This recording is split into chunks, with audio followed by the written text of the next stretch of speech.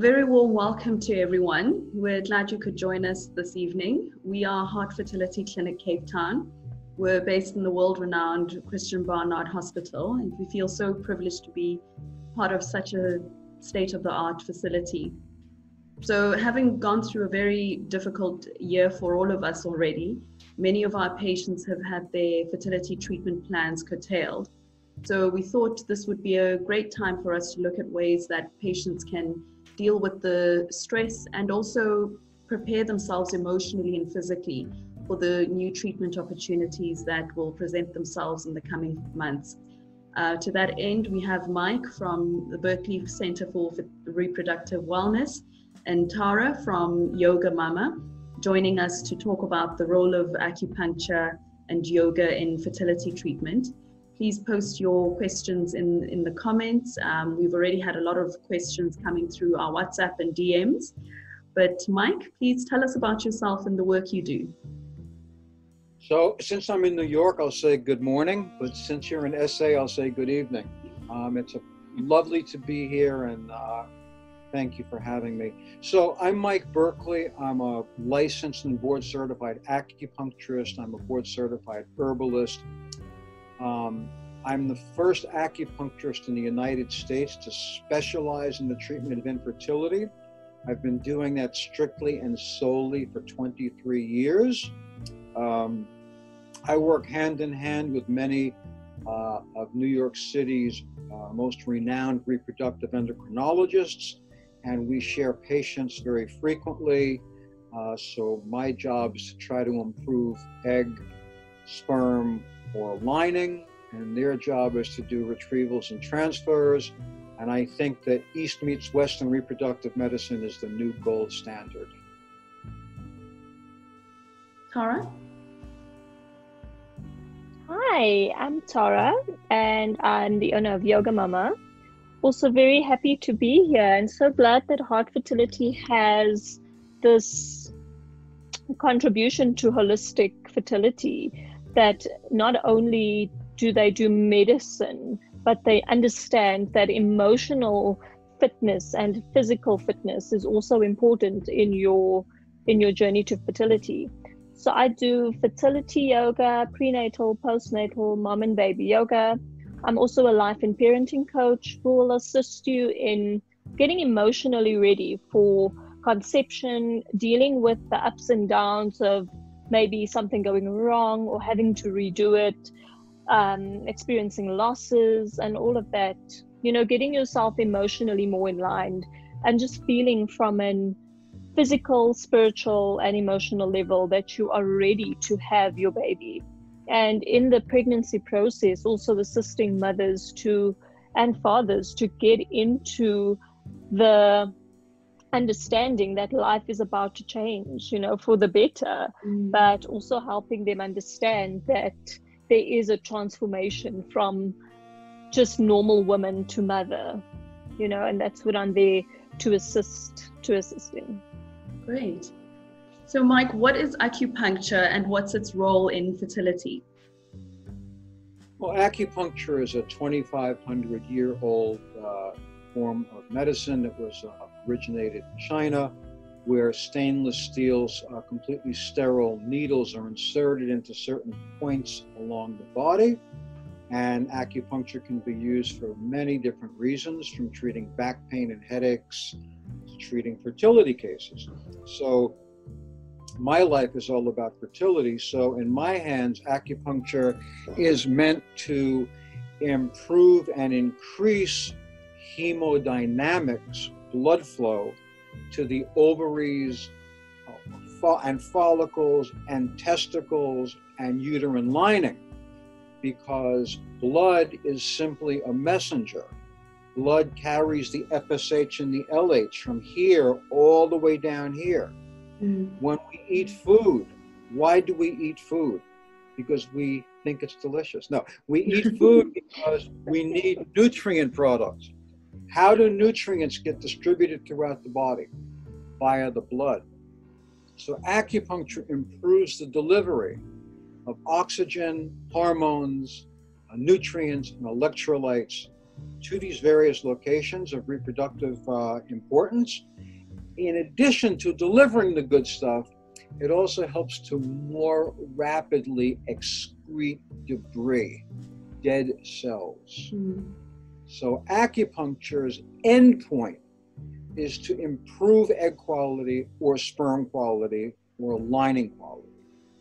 Additionally, we treat patients for 13 weeks after they're pregnant to help mitigate two things. Two different terms mean the same thing: IUFG and IUGR, intrauterine fetal demise and intrauterine growth retardation. These happen because there's not enough blood flow to the developing placenta. Acupuncture solves that problem. Okay. All right. And what can one expect from an acupuncture session?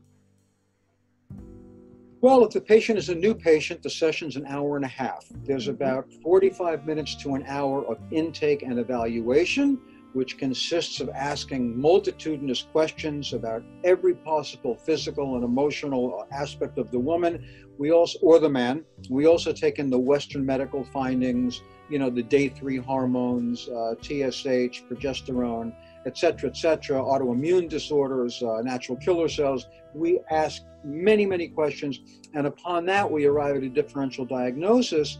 Then the patient goes and lies down on the table, and depending upon what pathology is in front of me, that will dictate or mandate the specific acupuncture protocol to be used on that particular patient. Okay. Is it painful? Absolutely not. Acupuncture needles are stainless steel, and they're about as thick as 3 or 4 hairs pulled out of your head. So they're very, very thin, completely sterile, completely safe, used once and disposed of, absolutely no pain. Okay, so even if you're afraid of needles, you'll be quite fine with acupuncture needles. Well, not only will they be fine with needles, but they have to be fine with the practitioner. So let me give you a quick example. If I get a patient who says, I'm deathly terrified of needles, but I really want to get acupuncture, what I say to the patient is the following: you're in control. I'm going to put only 1 needle in you, just 1. You have to realize my protocol consists of 16 to 20 needles. So I say, I'm just going to put 1 needle in you. If it's okay, I'll put another one in. If it's ever not okay, we'll stop. So I always make sure the patient is in control, which gives the patient confidence, and they can exhale and they can relax. But in answer to your question at the beginning, acupuncture is painless. Great, that's good to know. So Tara, you've said before that starting yoga when you begin your conception journey is a wonderful time to go inward and to really turn attention to your soul. How does this work? So what yoga does is yoga is an experience, a body, soul, and mind experience, where you come to a class, and how I start my classes is we discuss how you are, where you at, how are you. So that's where the coaching interlinks with yoga, is we talk about how you are, how you're feeling, and then we go on to do body movements that then also encourage blood flow in your body. It also helps your body feel physically well. And then we use meditation, which then calms your mind and just brings you to a point of focus, calming the thoughts that go through your head. As you know, when you go through a fertility journey, you always feel like, I doubt this will work. Will this even happen? I've been doing it 4 times and nothing has happened. So your mind tends to be your own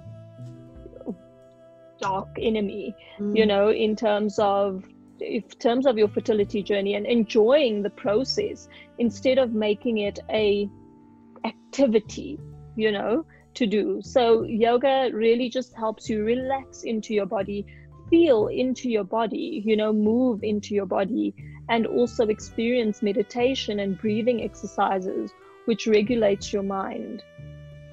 Okay. Are there specific fertility issues like PCOS or endometriosis and others that fertility yoga can assist with? Yes, definitely. So it assists with those conditions and also a lot of others, because you tend to move and the pain can decrease when you move your body.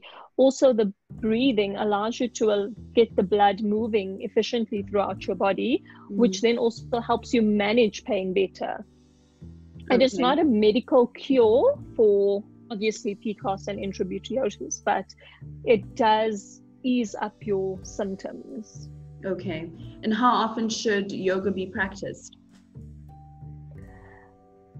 It should be practiced about maybe 2 or 3 times a week, I would say, because that's when you'll see the best results from a continuous practice. There are people that practice it daily.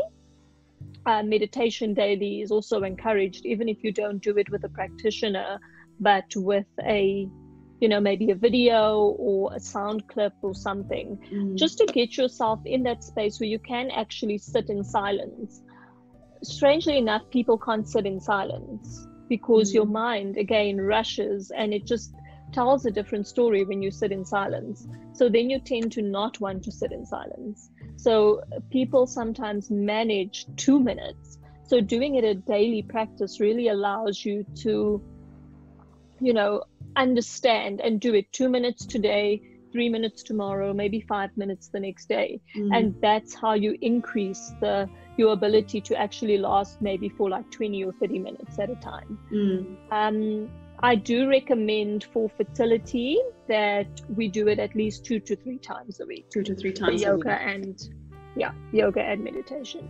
Okay. And what about acupuncture, Mike? How many sessions do you recommend before starting, say, my fertility medications? So that's a complicated question that sounds like an easy question. So it takes gametes, which are sperm and egg, about 120 days to go from immature to viable. To use medical language, we'll say a primordial follicle, which is measured in micrometers. It's very, very tiny. A mature follicle is about 20 millimeters. So the journey from primordial follicle to mature follicle, also known as a Graafian follicle, takes about 90 to 120 days. So I like to treat for 3 to 4 months in advance of a retrieval. However, it doesn't always work like that. Patients will call me and say, I'm doing a transfer next week and I want to come in for acupuncture. Will it help? And my answer to them is, no, it won't. But you should start getting acupuncture anyway. And then they'll say, I don't understand. You sound contradictory. And I'll say, well, it does sound contradictory, but it's not. Here's why. Start now, even though you're doing a transfer next week. If you become pregnant with the transfer, we're going to continue to treat you twice a week for 13 weeks to help mitigate miscarriage. Okay. If the transfer fails, we've already started working on the egg quality, and we'll just continue to treat you until you're pregnant. And then after you're pregnant, we'll continue to treat you for 13 weeks. So in fact, the best time to start is right now, no matter where you are in your cycle. Okay. But generally speaking, at least 120 days before your treatment cycle. That's the best case scenario. Okay. And once it sounds like the first session is the longest session. How long, because of the medical history intake, how long are the other follow-up sessions? The patient is always on the table for only 20 minutes. Now, there are different acupuncturists that do different things, just like there are different reproductive endocrinologists that do different things. Some acupuncturists keep their patients on the table for 45 minutes. Some keep them for a half an hour. Some keep them for an hour. It seems, based on my experience, that 20 minutes is a clinical period of time, or it's a period of time that will yield clinical benefit. And so they're on the table for 20 minutes, and that's it, in and out. Okay. And I treat them twice a week. Many acupuncturists treat their patients once a week, which is a big mistake if you think about it. Tara was talking about doing yoga 2 to 3 times a week. Of course. Are you going to go to the gym once a week? Most people go to the gym 2 to 4 times a week. If you have a car accident, God forbid, and you have frozen shoulder, you're going to be in physical therapy 5 times a week. So acupuncture is a cumulative process. It takes time and continuity for it to be effective. So I like to treat twice a week. Okay. Let's get to some of the audience questions. We have a question that's come through via WhatsApp. What are the benefits of doing yoga when you're trying to fall pregnant, and how does it affect the body? So when you're trying to fall pregnant, you are bringing in a soul into your body.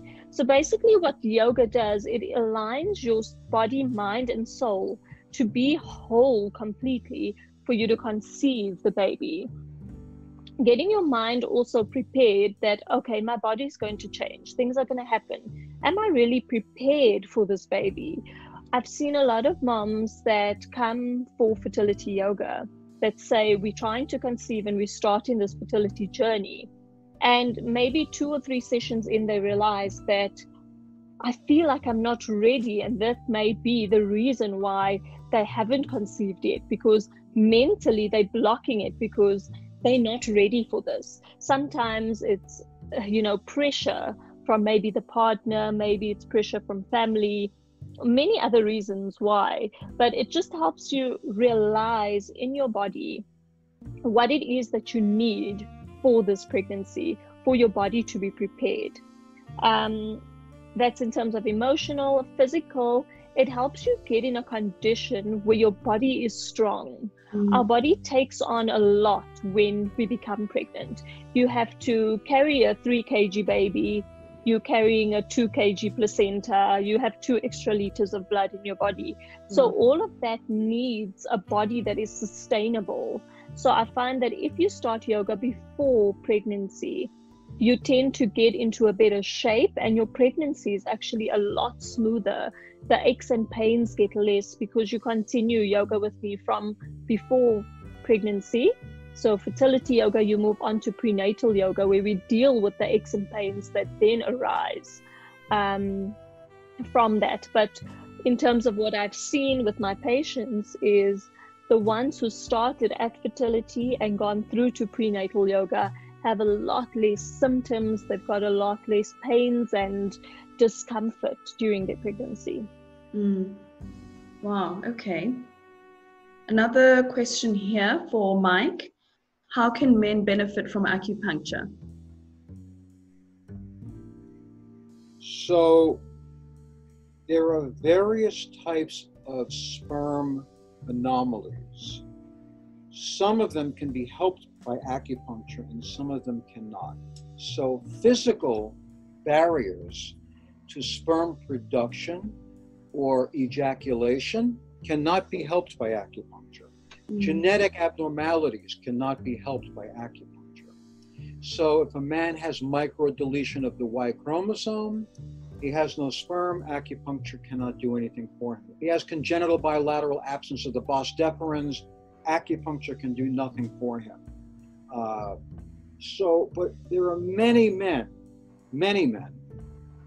that's just line out of a 50 Cent song. There are many men that have sperm problems that are functional. So for example, there is no inappropriate anatomy of the testicles. Everything is fine. The hormones are fine. But they either have low count, poor morphology, poor motility, or a hidden pathology known as sperm DNA fragmentation. And so acupuncture, by increasing blood flow to the testes and by reducing stress, amazingly and very frequently improves sperm parameters. If you were to say to me, what is the mechanism of action? I would say I'm not really quite sure. But I can only tell you that through many years of experience and treating, I've seen fantastic results. One thing, this hidden pathology of sperm DNA fragmentation, I'm not going to give you a 2-hour lecture on it, but basically if sperm DNA fragmentation is above 29%, there's no pregnancy that's ever going to happen. Won't happen. Possible to happen. So I've had many men with high sperm DNA fragmentation levels and brought them down, not even necessarily to normal levels, but to better levels, and sometimes to normal levels. So in certain instances, acupuncture is very effective in improving sperm parameters. Okay. Do you find that men are open to coming to see you for acupuncture? Mostly not. Why is that? Well, there's the excuse, and then there's the reality behind the excuse. Mm. The excuse is, I'm too busy. I can't come in twice a week. That's the excuse. Let me put something to you for your consideration. If a man was diagnosed with cancer and he had to go to the doctor 4 times a week, he'd go. Yes. So I'm too busy, but what's behind it, I'm too busy, is one of two things. I don't believe in acupuncture. I think it's a bunch of nonsense. I don't want to waste my time and money. Or they don't want to even deal with or face the fact that they have sperm anomalies, because sperm in certain cultures, certainly in the American culture, is associated with manhood and masculinity. And if virility. You have a problem, and what? Virility. And virility. And so if you have a sperm anomaly, you're less than. Mm. And so men don't want to deal with this on a psycho-emotional level. So I think I do have some male patients, but very few. 97%, 98% of my practice is female factor infertility. So what do you have to say to the guys that don't want to come in? I don't say much. Probably because you don't see them. No, that's another line from a rap song by Beanie Siegel. It's Beanie Siegel. I don't do much. You can see I'm a rap fan. I see. I don't say much. This is what I say. I'm talking to the wife, and listen, I'm very undramatic. I'm very scientific. I'm very clinical. I'll say to the wife, I'm looking at your husband's semen analysis. Based on his semen analysis and the fact that you're 38 years old, you've got about a 3% chance of getting pregnant, no matter what you do. So if you want to increase it, let's say to double, to like a 6% chance, your husband needs to get treated. Have a good day. See you next time. And that's it. I'm done. I'm not here to convince anybody or to do anything. I'm here to serve. If you want me to serve you, I will. I will do my best. I will help you. I will use all my 23 years of experience to treat you. But if you don't want it, I'm not going to force you to take it. Okay. So we've had this. Can I just jump in there quickly? Of course, please. I just wanted to say that's where I think parenting coaching also helps. And I found that it comes in a lot better with the couple coming together. So same thing as Mike, I've often got that where people say, I don't need parenting coaching, I'm not a parent yet, but it's that coming together as husband and wife and deciding that you are now going to be parents. So this is it's a union where you have to work together to create your baby. It's not just in isolation, the woman is the problem. So I think I've seen also a lot of men that come into parenting coaching and they sit with their wives, and the things that come up is real issues like, why don't I want to do that? And deep emotional issues. So that's also where I support the men to actually open up about what their fears are, because those fears also arise, and then they don't want to go to acupuncture. They don't want to do other tests or, things that they see as the problem. But thereafter, once they've opened up and discussed it in an open space, I find that they tend to be more open to practices like Mike's. I love what you're saying. I think it's extremely important and valuable. Yeah. So it sounds like you're both suggesting that both parents would be expected to attend PTA meetings, and indeed both parents would be expected to be at the birth of their child. So they should take a combined approach to their fertility journey, and that includes practices like yoga and acupuncture and clinic visits and so on. Yeah, I mean, what people have to remember is that male factor accounts for, depending upon what you read, but the spectrum is male factor accounts for 35 to 50% of infertility. 35 to 50%. So male factor is a huge component in this milieu. Okay. So Tara, do you have a specific sequence, or you mentioned earlier about the value of building your practice, whether it's yoga or meditation, incrementally. Do you have a set of poses or a sequence that people can practice at home? We obviously still dealing with COVID-19, so people are not necessarily getting into the yoga studio. Are there videos that people can practice at home? And how does one do yoga at home without a teacher to course correct their practice? So basically, since COVID-19 happened, I've moved my entire practice online as well as in person. So obviously I'm also based in Johannesburg, South Africa. So I've got patients all over who want to attend classes and obviously cannot come in person. So we do online classes through Zoom. So much like this situation where people come on and everything is live. So it's not a recording that you're watching. It's not something that you're doing by yourself. You've always got me holding you, watching you, seeing what needs to be done for your body.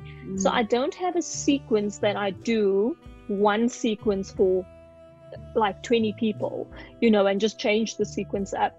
Whether it's in a group or whether it's one-on-one, I factor in what's going on with the people in that class, and I adapt the class for their souls and for their growth, you know, because the way you grow and the way I grow is different. So fertility yoga, I prefer to do one-on-ones because you really get to work in depth with the couple or the mother for that matter. And then for prenatal yoga, we work in group classes as well. And again, it's adaptations to what the moms are experiencing for that day. So I can never plan ahead because I come to a class and I plan, oh, I'm going to do this, this, and the other. And then I've got 3 women who's got pelvic pain, 2 women who's got backache, 1 woman who's tired. So I can't do a standard thing because there's certain things that you can't do with women that have pelvic pain. There's some things that you can't do with women who are, you know, who have lower back pain. So it's literally adapting to who you are and what your journey is at that point. Okay. Do you think if a patient or a couple could commit to doing 10, 15 minutes a day of yoga practice, do you think that would have an effect on their fertility outcomes? It can definitely, but I wouldn't say 15 minutes a day. I would rather say at least commit to 3 sessions or 2 sessions a week where it's full sessions with me, with, you know, so you get your full session where you can go and integrate when you're at home. So you can do some of the poses. So I would recommend you can do this if this is how you're feeling. Wake up in the morning and, for example, do this little thing for this reason. You know, again, everyone's different. That you can do every day. But I would say rather commit to 2 or 3 sessions a week and get the full experience of, and it can definitely assist you in your fertility journey and at least making the journey a little bit more livable. Yes, that makes sense. Yeah. Mike, we've had another question come in for you. Where do acupuncture needles go for fertility treatment? So the needles are utilized in the lower abdomen, which is to say, well, I would say it's from the breastplate, from the bone here, the manubrium, all the way down to the top of the pubic bone. So that whole area is ripe for acupuncture, as well as the legs. You can also treat a patient lying face down. You can treat their back and use certain points.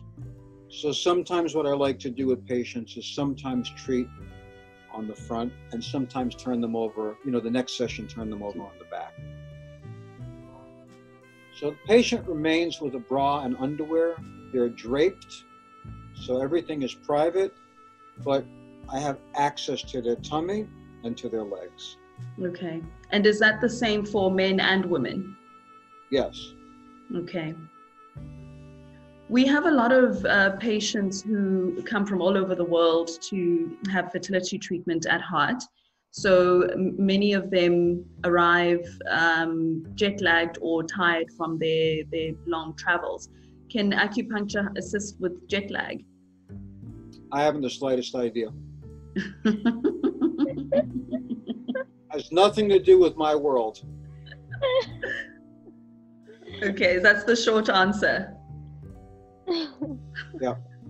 I can't answer the question. I can answer any question on this planet about infertility, but I can't answer anything about weight loss or diet or, it's just not what I do. I don't know anything about it. Okay. What about yoga? Can definitely assist. Excuse me? Yoga can definitely assist. It can assist with jet lag. Yeah, jet lag, tiredness, insomnia. There is a whole range of things that yoga can assist with, and especially even when you're pregnant, you suffer sometimes from insomnia, sometimes from the beginning, and it really does help. We've got postures that specifically help for tiredness, insomnia, and jet lag. Yeah. Okay. Mike, what's the value of having a session after embryo transfer? Well, actually, the protocol is treating pre and post embryo transfer. So the benefit is the following, that before the transfer is done, you want to stimulate a lot of blood flow to the lining to help enrich and facilitate a healthy lining. What's very important for patients to understand is that the morphology of the lining, the thickness of the lining, does not have any relationship to the quality of the lining. There is a book written by Jacobson Balin. It's a book meant for doctors. I'm going to give you a quote from the book and then I'll interpret it. Okay. The quote is, endometrial morphology is not analogous to intraendometrial vascularization. And what that means is endometrial morphology, it's 10 millimeters thick, it's great. It's not analogous to, it's not equal to, it doesn't indicate the vascular function of the lining. Is there enough blood flow in the lining? Is there enough nutrient products in the lining? Are the vessels expanding? Are they opening? You can't tell that just by looking at the lining. I'm sorry, what was your question again? It was about how does it benefit the lining? Yes, the embryo transfer. Is there a benefit to have? Right. Yeah, sorry. So doing acupuncture pre-transfer is going to greatly stimulate blood flow to the lining to really actually create a healthier lining. Now, what's probably more important is the post-embryo transfer treatment. They're both important, but the post-embryo transfer, in my estimation, is more important. Here's why. This is what the uterus looks like. People think the uterus looks like this. It does not. The uterus looks like two pieces of 8.5 by 11 paper laid on top of each other. In front of the uterus is the vagina, and between the uterus and the vagina is the cervix. And when a patient is having an IVF, the catheter is going through the vagina, through the cervix, in here, to the uterus. As soon as the catheter touches this or touches this, this is what's going to happen. It's called uterine spasming. And do you want to know what?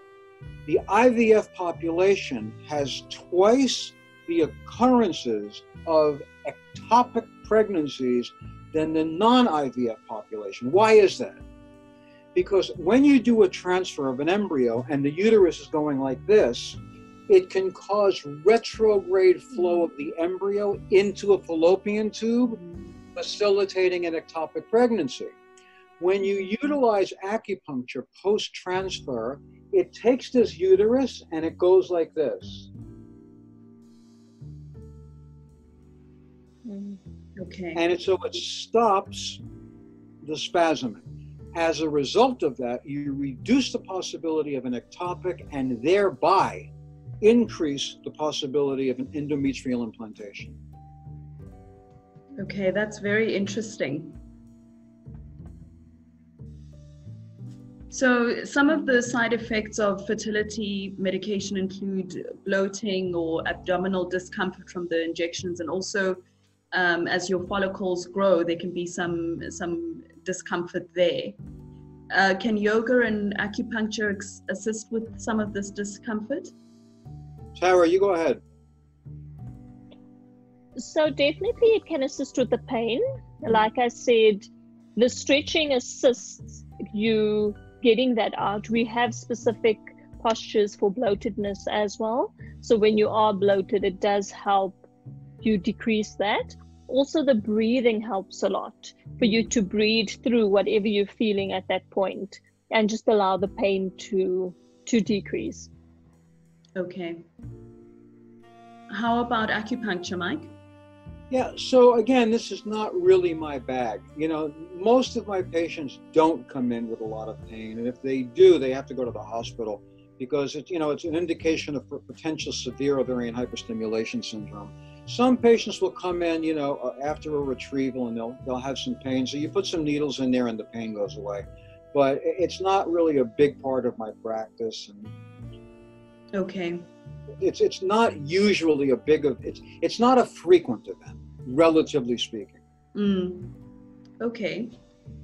Just some final questions.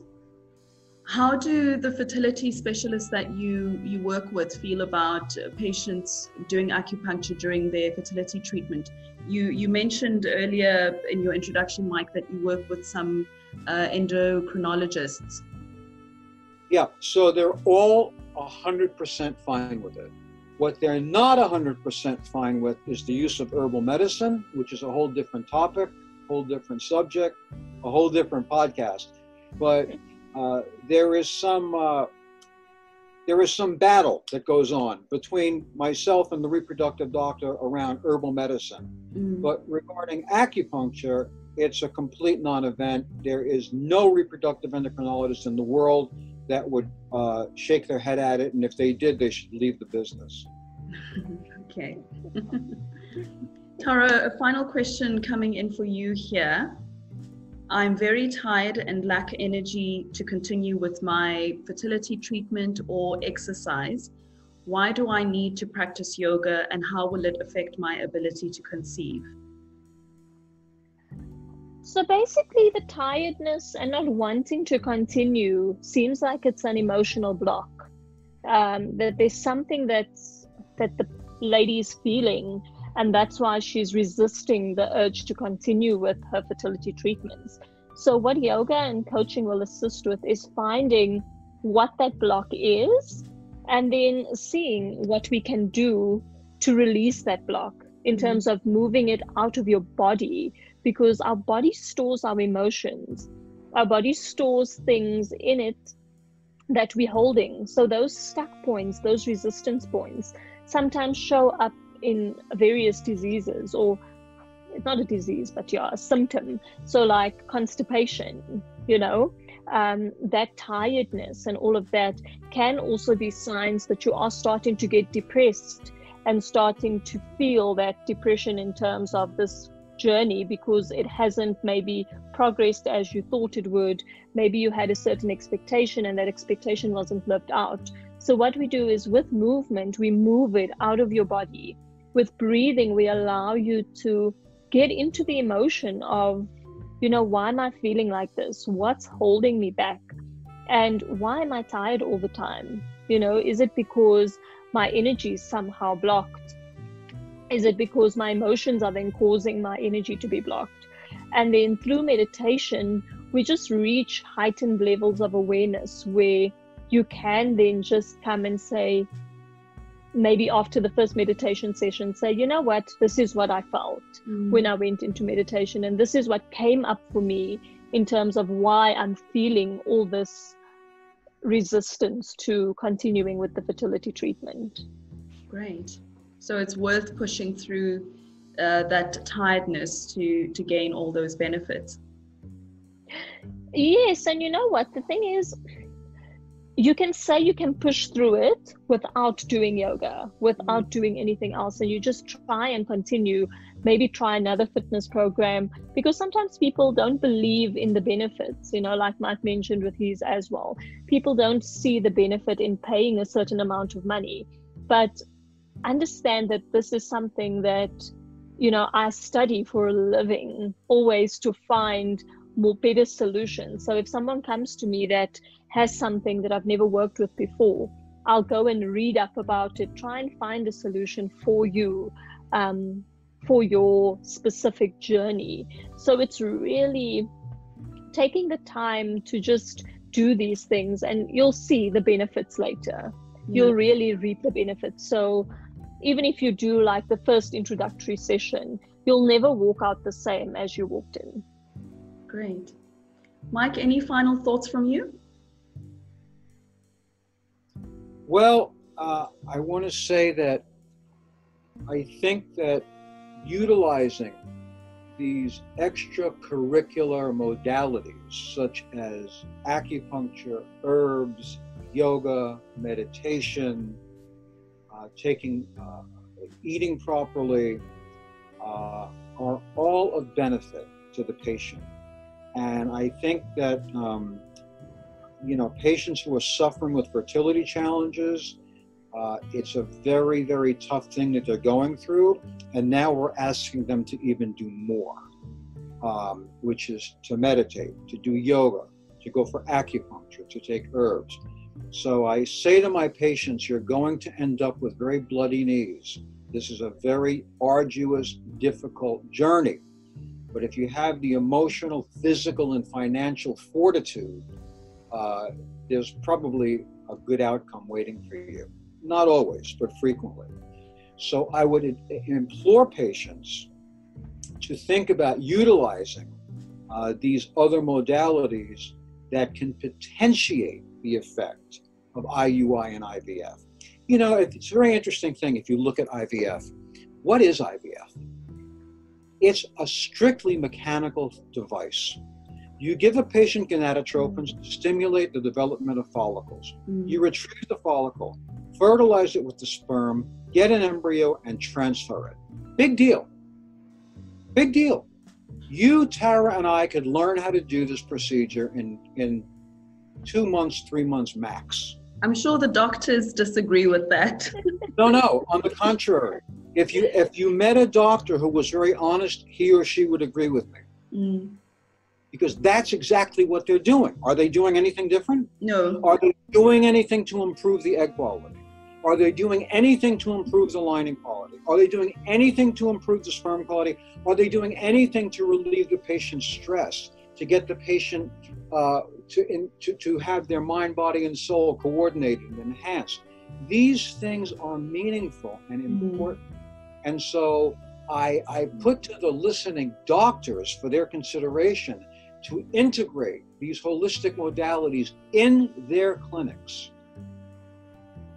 I agree wholeheartedly with you. That's part of our ethos at HART, is to treat the patient holistically and not just medically, because a patient who is healthy emotionally and in other areas of their physical health just has better outcomes and responds better to their treatment plan and is more present in the action they need to take to see their treatment through, and to also manage the negative news or negative outcomes that unfortunately happen with fertility treatment.